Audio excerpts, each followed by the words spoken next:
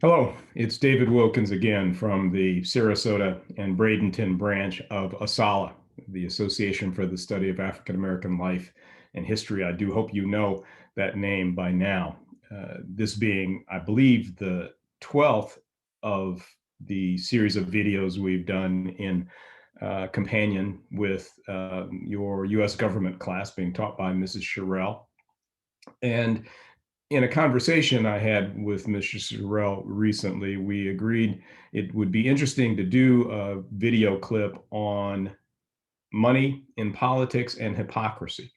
And we've got a pretty unique example of that. And I'll show a couple of video clips that capture the Senate Minority Leader, Mitch McConnell, on the subject. But let me frame it. The framing takes place around the controversy over voting rights. We've talked a lot about obviously the 2020 election most recently, the claims of the former president that he is in fact still president. We've seen the Republican-led state legislatures in more than 40 states now trying to impose new voting restrictions on their states, and Democrats challenging those. Obviously, at the federal level, there are bills in the House, HB1, and then the John Lewis voting rights bill. The Lewis bill, former Congressman John Lewis has been promoting before his death, and it still continues to be promoted by supporters, a bill to restore the portions of the 1965 Voting Rights Act that were removed by the Supreme Court in the Shelby County versus Holder U.S. Supreme Court decision. This was a decision, or at least this part of the Voting Rights Act required certain of the states who had practiced discrimination against Black voters to seek clearance from the Justice Department before they could impose new voting regulations. That was wiped away in Shelby County versus Holder, and it is the reason there's so much, one of the reasons there's so much controversy over voting rights today and legislation that affects voting. So you've got legislation in the House and in the Senate to restore parts of the 65 voting rights bill. You've got another larger bill that seeks to do much more in the way of establishing what we would call a floor below which states can't go, that you have to have a minimum standard of regulations and protections around voting.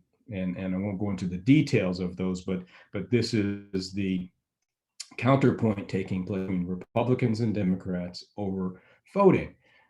Enter major U.S. corporations who are responding to this spate of Republican-led attacks on voting and voting rights, and speaking up on behalf of their employees, on behalf of their customers, and essentially advocating for the protection of voting rights. And then enter Mitch McConnell. Let me play this first clip, and I'll come back with some commentary. If they applied the same standard they applied to Georgia, they couldn't have games in St. Louis because Missouri has a more restrictive voter law than Georgia, than the new Georgia law. What are they going to do about the Mets and Yankees? New York has a more restrictive voter participation law than the new Georgia law. Where does it end?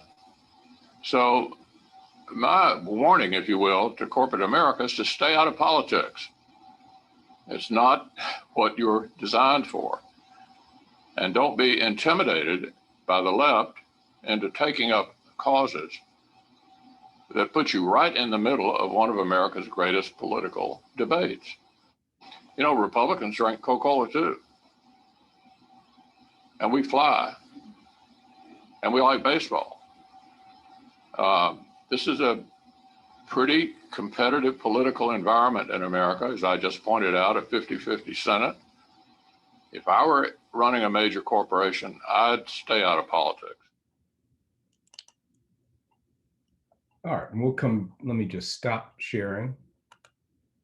So we'll come back to the second clip again of McConnell, but I wanted to point out his criticism of major corporations like Coca-Cola and Delta Airlines for supporting their employees, their customers, and our Constitution to protect the right to vote. So McConnell is criticizing them and telling them to stay out of politics. And the hypocrisy, as we will see in the next clip, is that it is McConnell and his party who have for years advocated very forcefully that corporations have a right to speak. And in his instance, that speech is through their dollars and their support for, in McConnell's case, Republican political candidates. Let's take a listen to this additional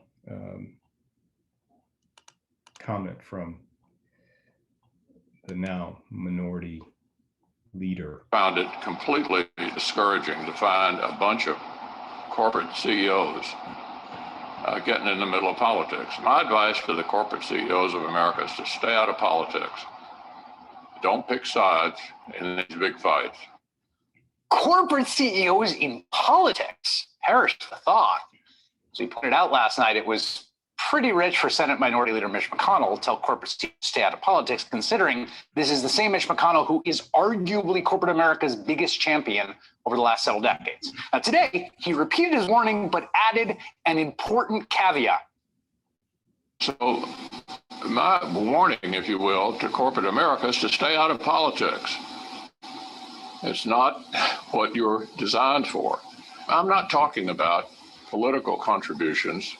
Most of them contribute to both sides. They have political action committees. That's fine. It's legal. It's appropriate. I support that. I'm talking about taking a position on a highly incendiary issue like this and punishing a community or a state because you don't like a particular law they pass. I just think it's stupid. My word. Now, everyone get that? Mitch McConnell wants corporations to keep giving him money. He just doesn't want them taking public opinions on laws and stuff. I mean, there's no one more invested in corporations being involved in politics than Mitch McConnell. That's really not an overstatement. In fact, getting corporations political access has been one of his life's great projects. I mean, his primary pet issue has been for decades destroying everything related to campaign finance reform, using an extremely aggressive theory of the First Amendment protection of speech.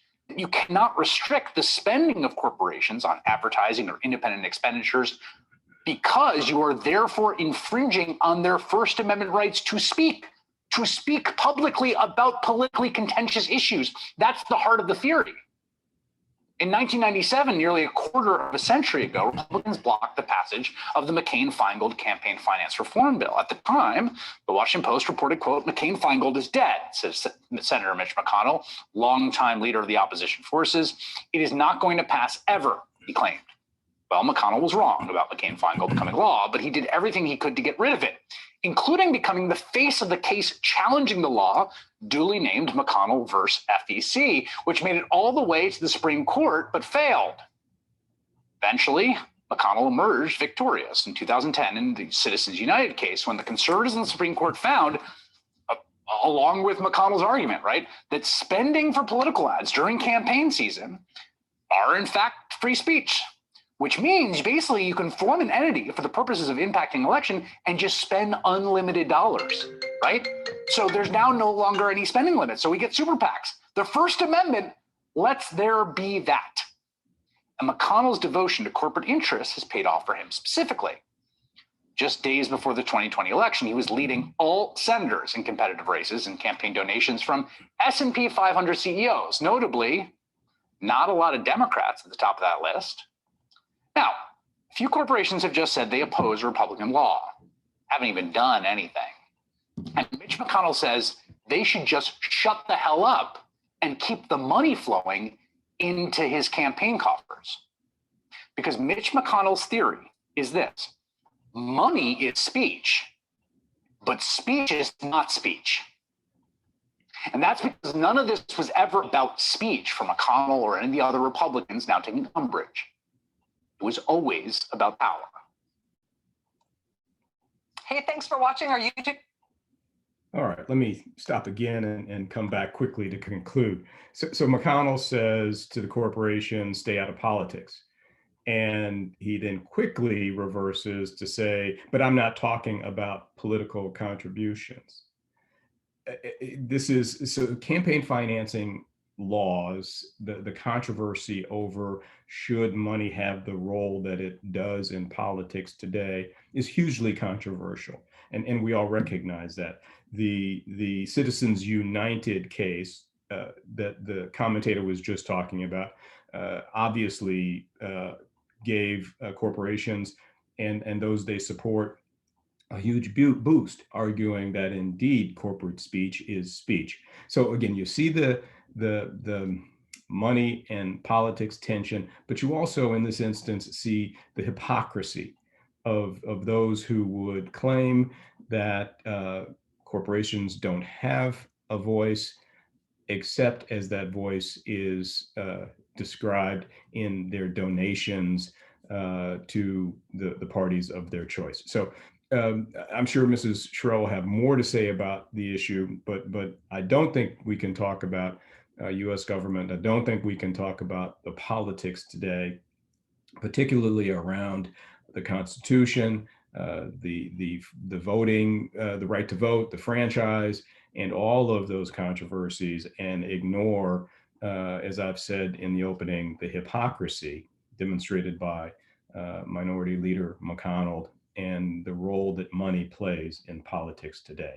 So I hope you have a good conversation around this. I hope the videos were helpful, and I'm sure we'll come back with something before the end of your term. Thank you very much.